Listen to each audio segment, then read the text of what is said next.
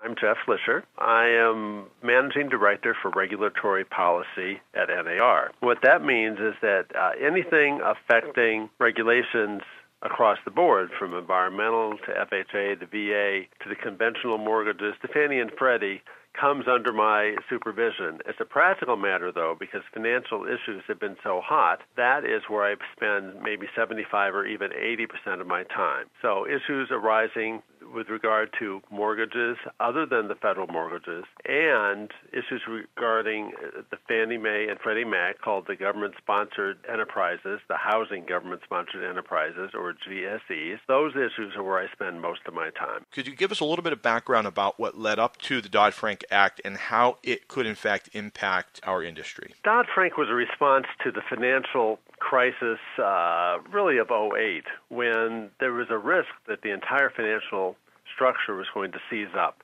People stopped trusting each other. It was actually hard for major corporations to even borrow overnight money. There was great concern. I think this is around the fall, maybe around August or September of 2008, that this country was in very serious risk of the financial system seizing up. So Congress took a look at this situation after they got through the emergency and wanted to respond to the problem of private capital fleeing when times got tough. So private capital used to be a very important source of mortgage lending, but it no longer is. More than 90% of our mortgages are either FHA or VA, or they are purchased by Fannie Mae and Freddie Mac. There's almost no private capital, pure private capital involved. So what Congress said was, let's set up some standards for making sure that the people who issue mortgage-backed securities, groups of mortgages that are packaged into securities that then investors buy, providing capital into the mortgage market, so then your average home buyer can have money to get a mortgage, can have money to, so the lender has money to make that loan. What Congress said was, well, let's make sure that the people who are issuing these mortgage-backed securities really have a continuing stake in them, and that's called risk retention. And so for those packages of mortgages, the securitizers, the people that put the packages together, have to retain 5% of the credit risk. So if there's a $100 million package of mortgages, they have to retain a risk of $5 million.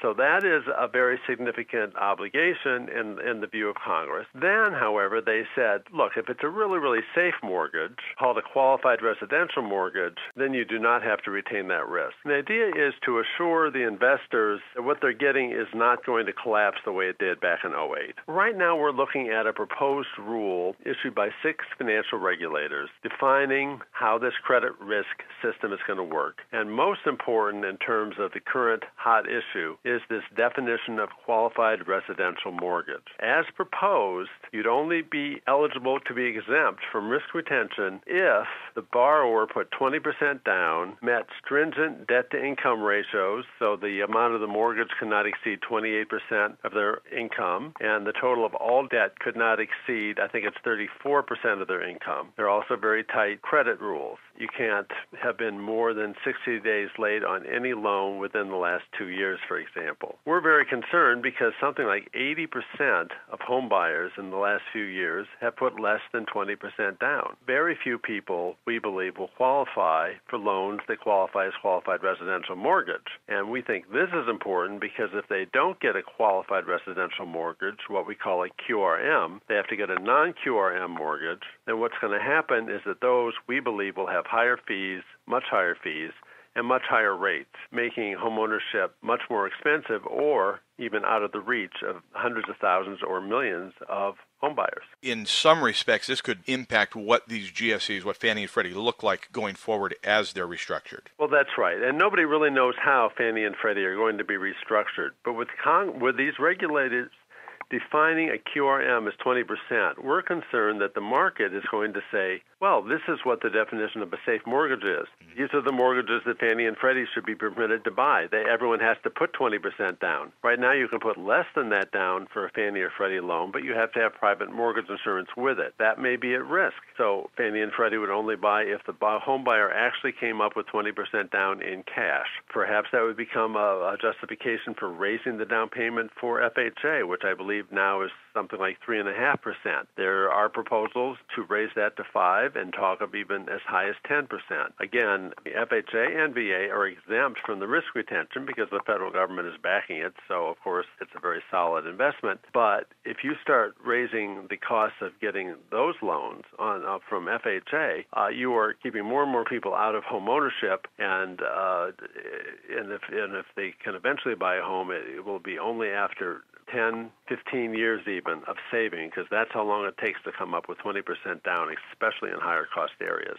The Dodd-Frank Act has already passed as of last year, but this portion of it, the QRM, has not gone into effect yet? That's right. The regulators are late, which is no particular surprise. They took until, Dodd-Frank was enacted July 21st in 2010. The regulators released the rule, I think it was in March. The comments on the proposed rule are due next Friday. Now, we are working very hard with a very large coalition, not only on the substantive concerns to do with QRM, but also we are urging the regulators to defer the deadline date for the comments for a couple of months.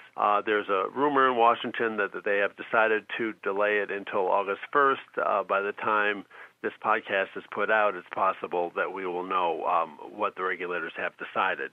We will be commenting, whether it's by next Friday or whether it's by August 1st or whatever the new date is, for sure. And then it will take quite a long time for them to assess all the comments and figure out where to go with a final regulation. And then that will be another year before it takes effect. So between the fact that VA and FHA are exempt, this rule won't take effect for more than a year anyway, and probably quite a bit more than a year. And the rule is actually proposing to exempt Fannie Mae and Freddie Mac while they are in government receivership, which is where they are now. We are really talking about something that's going to hit the markets down the line. It's going to be a number of years before it has a major impact because of these exemptions. But when it does hit, it's going to be of enormous importance, and so we want to make sure that they get it right. We have looked at the data to see, well, is that worth it? Maybe as a public policy it's worth it.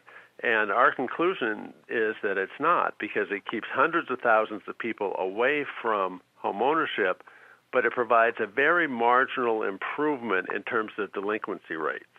So although you get somewhat safer loans, what really drives safe loans, what really makes the improvement is not doing payment option arms where you can pay less than the amount of the interest. Not doing exploding arms where you have a teaser rate for a couple of years and then your monthly payment can start increasing every 6 months and it can end up doubling or even tripling. Those mortgages, keep those mortgages out of the system and then underwrite very well. Make sure that the people have a sound job, that their income is documented, that their current debt obligation is understood, that they have enough money left over at the end of the day after their mortgage payment to cover all of their costs. If you do all of those things, then you have a very safe loan without denying home ownership to hundreds of thousands. So that's our basic